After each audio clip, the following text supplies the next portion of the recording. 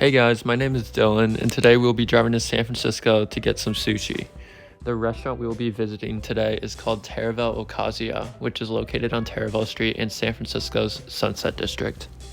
My house back home in the Bay Area is about 30 minutes south of San Francisco, so while we're driving there, I'll give you a quick history lesson on sushi. Many believe that the first sushi was in Japan, but its origins can actually be traced back to China, where people preserved fish by putting it on fermented rice.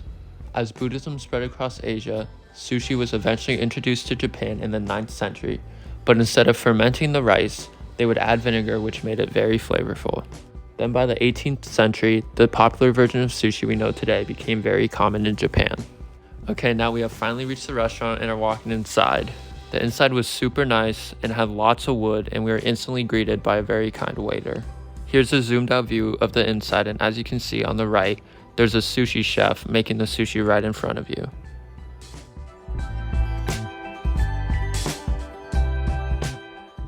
Next, we were given a menu that had appetizers, noodles, and drinks. Then we were given a separate menu here that had all the different rolls, and on the back had nigiri and sashimi.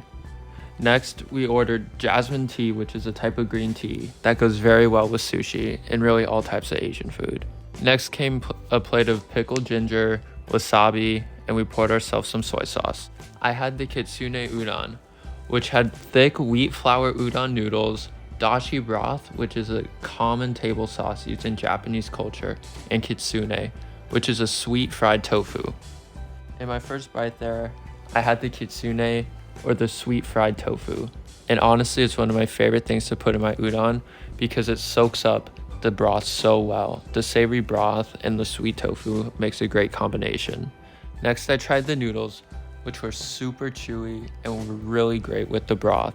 I like putting the noodles in the soup spoon and adding some broth in there too to get the perfect ratio of noodles and broth. Like all noodles, udon is thought to have originated in China, but became very popular sometime in the 17th century during the Edo period in Japan. This was a very simple dish, but one of my favorites from Japanese cuisine. It is especially great if it is cold and rainy outside like it was on this day.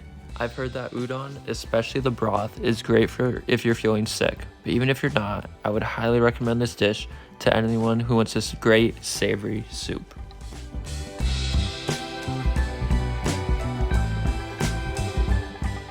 Next up, we ordered some sushi rolls, but before trying that, I had a piece of pickled ginger, which is a little spicy, but in Japanese culture is thought of a great way to cleanse your palate before the next dish. Personally, I love the pickled ginger and can eat plates of it all on its own. Alright, so the roll we ordered was called the holiday roll, which had hamachi or yellowtail, cucumber, avocado, tuna, and tobiko, which is the orange stuff on the top, which is actually fish eggs. Tobiko is a very common topping on many sushi rolls and has a little crunch to it and is very salty. Okay, so now after dipping my roll in some soy sauce, I'm gonna take the first bite, and it was amazing. The soft fish and rice and avocado was great contrast to the crunchy cucumber and tobiko on top. The fish was super soft and buttery, and along with the avocado contrasted very well with the crunchy cucumber and tobiko on top. Both the hamachi and tuna didn't really have any type of fishy aftertaste, which is a great sign. It means that it was a great high quality cut of fish. So now as I'm finishing my udon and sushi, I'll give you a quick nutritional breakdown of the entire meal. First, tofu is rich in vitamins and minerals like calcium and manganese. It has a low amount of calories and high amounts of fat and protein, which all contribute to minimizing heart disease. Next, the wheat flour udon noodles have high fiber content and high amounts of vitamin B, which help keep you energized and reduce the risk of some cancers. Then the dashi broth, which is a combination of dried seaweed and bonito flakes, is great for weight control and can even fight tiredness with amino acids.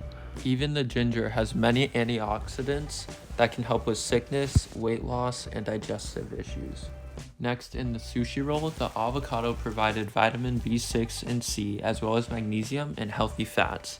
The cucumber contains vitamin B1, K, and potassium. Obviously, the fish contained a lot of protein, but also had vitamin B2 and fatty acids. Lastly, the rice was a great source of carbohydrates. Overall, sushi is a healthy and refreshing dish that can fuel the body, protect against heart disease, and lower blood pressure. Historically, Japanese culture has a high emphasis on simplicity and respect, which was greatly demonstrated during this meal with the kind waiter and simple udon dish.